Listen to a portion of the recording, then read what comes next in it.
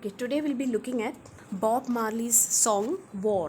War എന്ന് പറഞ്ഞ Bob മാർലിയുടെ പാട്ടുണ്ട്, അതിൻ്റെ ലിറിക്സാണ് നമ്മൾ നോക്കാൻ പോകുന്നത്. We have already covered this in class, but just for a quick revision, I'm putting it here. Okay. So Bob Marley, this is Bob Marley, was a Jamaican. ജമൈക്കയിൽ ഉള്ള ഒരു song റൈറ്ററാണ്.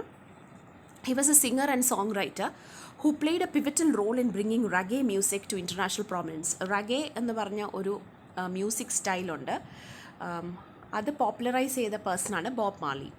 So here this is a picture of Bob Marley and I'll show you a world map where you can see where exactly Jamaica is. Okay, Jamaica is in South America. South America-ലാണ് Jamaica ഉള്ളത്. Okay, around here കണ്ടോ, ഇവിടെ mark ചെയ്തിട്ടുണ്ട് Jamaica. Okay, and this is Africa. So how come he's talking about Africans and racial discrimination and all? Because a lot of people from Africa had moved to Jamaica. ഇവിടെ നിന്ന് കുറേ migration ഉണ്ടായിരുന്നു, and so Jamaica was full of Africans. Okay, that is why people in Jamaica talk about racial discrimination and such things. Okay, so Bob Marley is a Jamaican songwriter and singer who played a pivotal role in bringing reggae music. Reggae music വളരെ പോപ്പുലറാണ്. ഇവിടുത്തെ singers പോലും, for instance Jassie Gift പറഞ്ഞിട്ടുണ്ട്, reggae music Jassie ഗിഫ്റ്റിനെ ഭയങ്കരമായിട്ട് influence ചെയ്തിട്ടുണ്ടെന്ന് പറഞ്ഞിട്ടുണ്ട്. reggae music, okay, Jassie Gift പലപ്പോഴും ഇത് പറഞ്ഞിട്ടുണ്ട് that reggae music has influenced him a lot. അങ്ങനെ 3 type of styles of singing or genres, ska, rocksteady and reggae has influenced him, and he has endana major themes in his songs: social justice, spirituality, resistance, etc. It resonated globally. So three types of genres is ska, rocksteady and reggae, especially reggae. And which are the themes that he was obsessed about: social justice, spirituality and resistance. So Bob Marley's music often address issues like racial inequality, poverty and political unrest, reflecting his deep commitment to Rastafarian beliefs and Pan-Africanism. റാസ്റ്റഫാരിയൻ എന്ന് പറയുന്നത് ഒരു religious movement പോലെയാണ്. ജമൈക്കയിലൊക്കെ ഉണ്ടായിരുന്ന ഒരു religious മൂവ്മെൻ്റാണ് റസ്റ്റഫാരിയനിസം. So റസ്റ്റഫാരിയനിസം is actually അതിൻ്റെ കുറേ ടെനൻസ് ഒക്കെ എന്താണ്, ബിലീവ്സ് ഒക്കെ കൂടുതലും ക്രിസ്ത്യാനിറ്റി പോലെയാണ്. But Rastafarianism actually thought that എന്താണ്, one man from one of the Ethiopian emperors, Haile Selassie എന്ന് പറഞ്ഞ എത്യോപ്യൻ എംപറർ ഒരു ഗോഡ് പോലെയാണെന്നാണ് റസ്റ്റഫാരിയനിസം വിശ്വസിച്ചിരുന്നത്. All right, Rastafarianism is a spiritual movement which venerates means respects Ethiopian emperor Haile Selassie the first. Why is Haile Selassie important? Haile Selassie important ആണ് because especially in this chapter, because war എന്ന് പറയുന്ന this song was actually a speech, and the lyrics is a speech said by Haile Selassie. Okay, ഈ war എന്ന് പറയുന്ന song is a speech by Haile Selassie. അതുകൊണ്ടാണ് ആ റസ്റ്റഫാരിയനിസം important.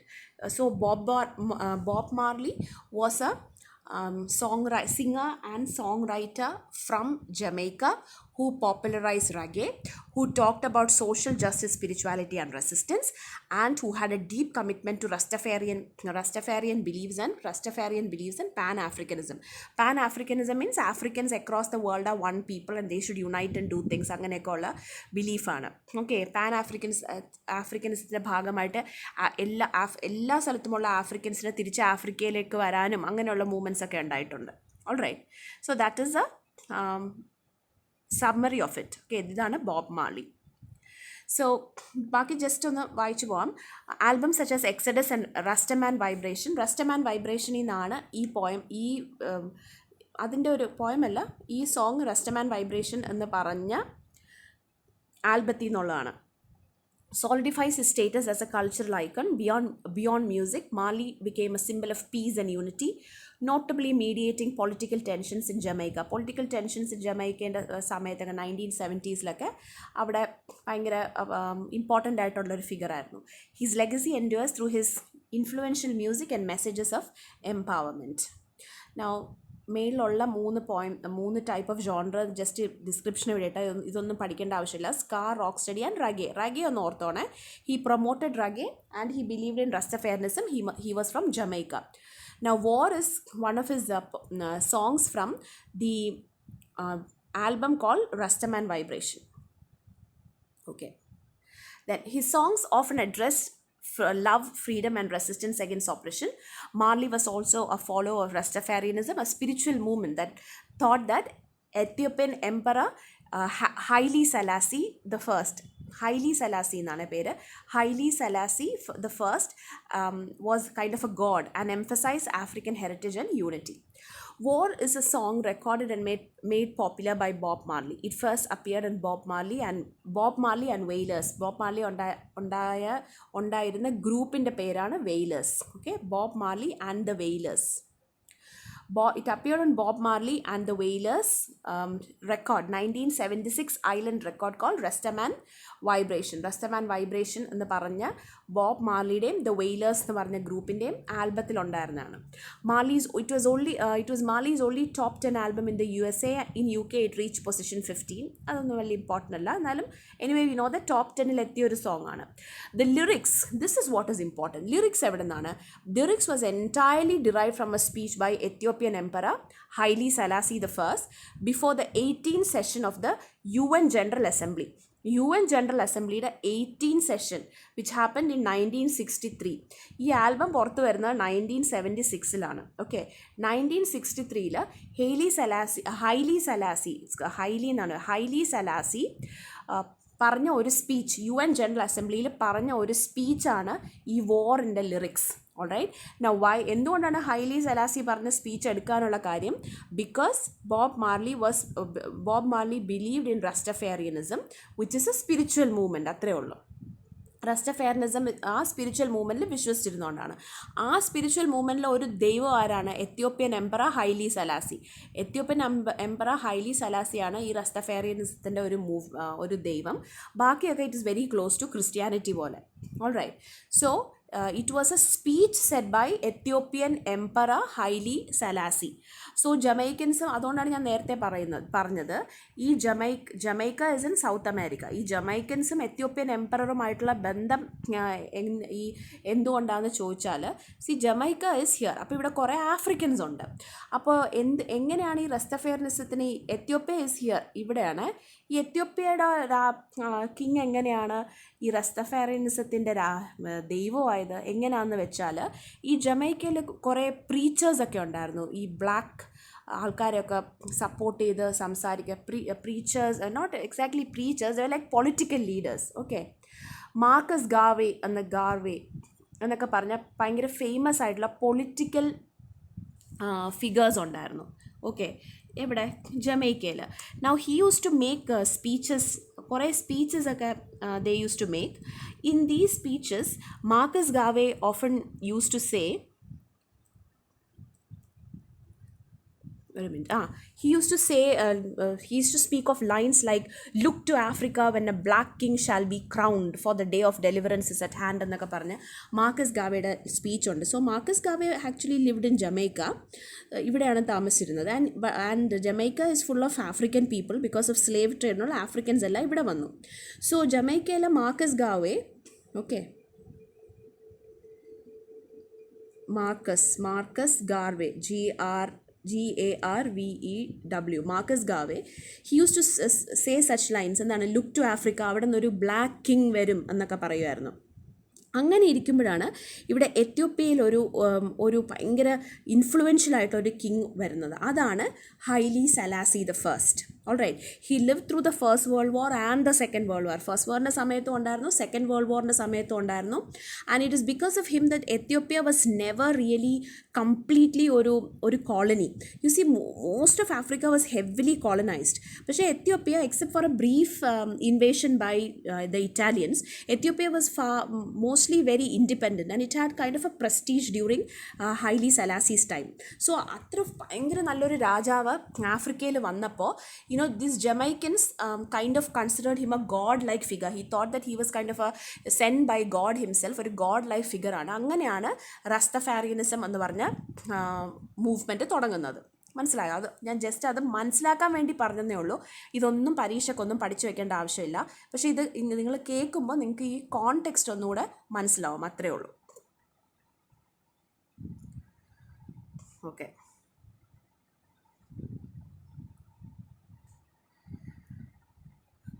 Okay. അപ്പോൾ emperor Haile സെലാസിയുടെ സ്പീച്ചാണ് ഇൻ UN അസംബ്ലി. The speech was reminiscent of the one he made in 1936 to the League of Nations. The previous year 1935, okay അതൊന്നും വേണ്ട, just leave it. So Haile paraphrase, just ഈ lines ഒന്ന് ഞാൻ വായിക്കാം, ഒന്ന് നോക്കിക്കോ.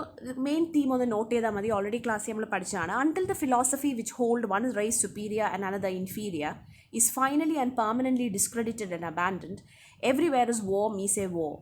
That until there is no longer first class and second class citizens of any nation, until the color of man's skin is of no more importance than the color of his eyes, means a war. That until the basic human rights are equally guaranteed to all without regard to race, it's a war. That until this day, dream of lasting peace, world citizenship, rule of international morality will remain in but a fleeting illusion to be pursued, but never attained. Now everywhere is war, war. And until the ignoble and unhappy regimes that hold our brothers in Angola, in Mozambique, South Africa, subhuman bondage that have been toppled, utterly destroyed, well, everywhere is war, me say war, war in the east, war in the west, war up north, war down south, war, war. Rumors of war, and until that day, the African continent will know no peace.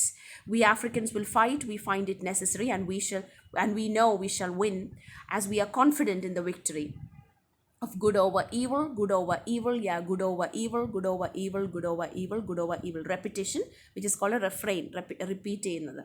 Okay. Through out the poem അങ്ങനെ repetition ഇല്ല. അപ്പോൾ റെഫ്രെയിൻ എന്ന് പറയുന്നേക്കാൾ it's റെപ്പിറ്റേഷനാണ് വന്നിരിക്കുന്നത്. Okay, ഇതിൽ നിങ്ങൾക്ക് കാര്യം മനസ്സിലായി. Paraphrase നോക്കിക്കേ, അത് നോക്കിയാൽ മതി. So what to say? As long as the beliefs persist that one race is inherently means by birth, naturally.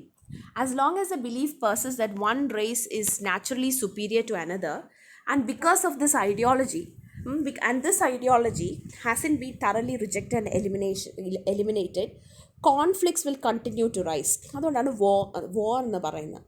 Until all individuals within a nation are treated equally without hierarchical classification, എല്ലാവരെയും ഒരുപോലെ treat ചെയ്തില്ലെങ്കിൽ, if they are discriminate on the basis of race, until the skin color holds no more importance than eye color. കണ്ണിൻ്റെ കളറിന് നമുക്ക് discrimination ഇല്ലല്ലോ, ഇന്ന കണ്ണിൻ്റെ കളറുള്ളവർക്ക് preference അങ്ങനെയൊന്നും ഇല്ലല്ലോ. അതുപോലെ ആയിരിക്കണം സ്കിൻ എന്നാണ് പറഞ്ഞിരിക്കുന്നത്. Societal conflicts will persist. സൊസൈറ്റിയിൽ ഒരിക്കലും കോൺഫ്ലിക്ട്സ് മാറത്തില്ല. As long as fundamental human rights are not universally ensured for all. എല്ലാവർക്കും ഒരേ ഹ്യൂമൻ റൈറ്റ്സ് കിട്ടണം. ഓൾറൈറ്റ്. എന്തൊക്കെയാണ് കാര്യങ്ങൾ? One race should not be more important than other. ഒരു റേസ് മറ്റേ റേസിനേക്കാളും ഇമ്പോർട്ടൻ്റ് ആവാൻ പാടില്ല. One race should not be superior to another. Individuals within nations have to be treated equally. There must not be a hierarchy. കണ്ണിൻ്റെ colour പോലെ ആയിരിക്കണം സ്കിന്നിൻ്റെ colour. And as long as fundamental human ആയിട്ടുള്ള human rights എല്ലാവർക്കും കിട്ടണം. Alright, everybody should get fundamental human rights. Irrespective of racial background, the struggle and unrest will continue. അതിനാണ് there will be war, there it is war എന്ന് പറയുന്നത്. Okay, there will be struggle and unrest until that day arrives, the dream of lasting peace. അങ്ങനെ ഒരു കാലം വരുന്ന പോലെ dream of lasting peace, global unity and adherence to international moral standards will remain a fleeting എന്ന് പറഞ്ഞാൽ സ്ഥിരതയില്ലാത്തത്. fleet of ships എന്ന് കേട്ടിട്ടില്ലേ? Fleet of ships എന്ന് വെച്ചാൽ ഒഴുകിപ്പോകുന്നൊരു സാധനം. ഫ്ലീറ്റിംഗ് മീൻസ് സ്ഥിരതയില്ലാത്തത്. It's a fleeting illusion. Illusion എന്ന് പറഞ്ഞാൽ എന്താണ്? മായ.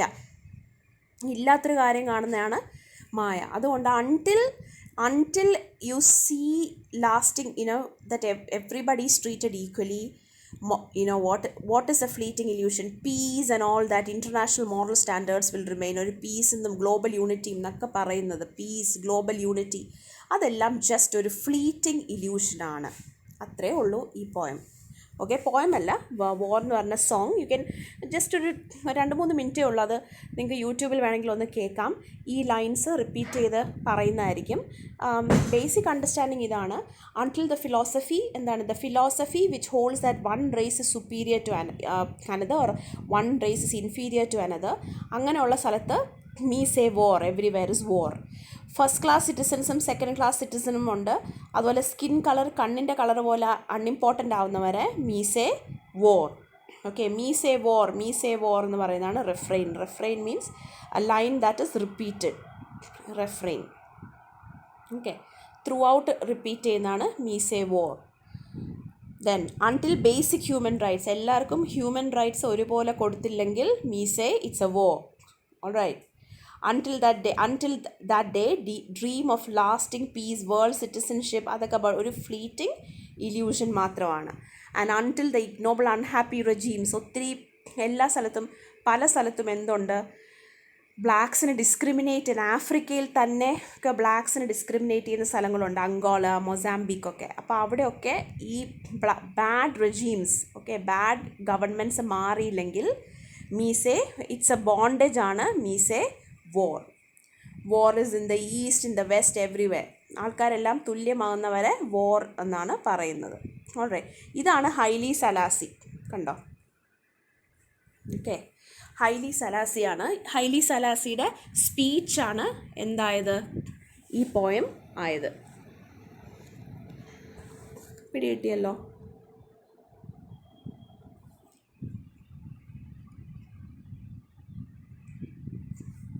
സോ അത്രേ ഉള്ളൂ.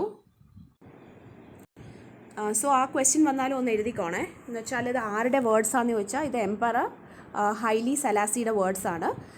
ഹൈലി സലാസിയാണ് റസ്റ്റഫാരിയനിസത്തിൻ്റെ കിങ് അല്ല, god, almost like a god. He was an Ethiopian എംപററാണ് ഹൈലി സലാസി.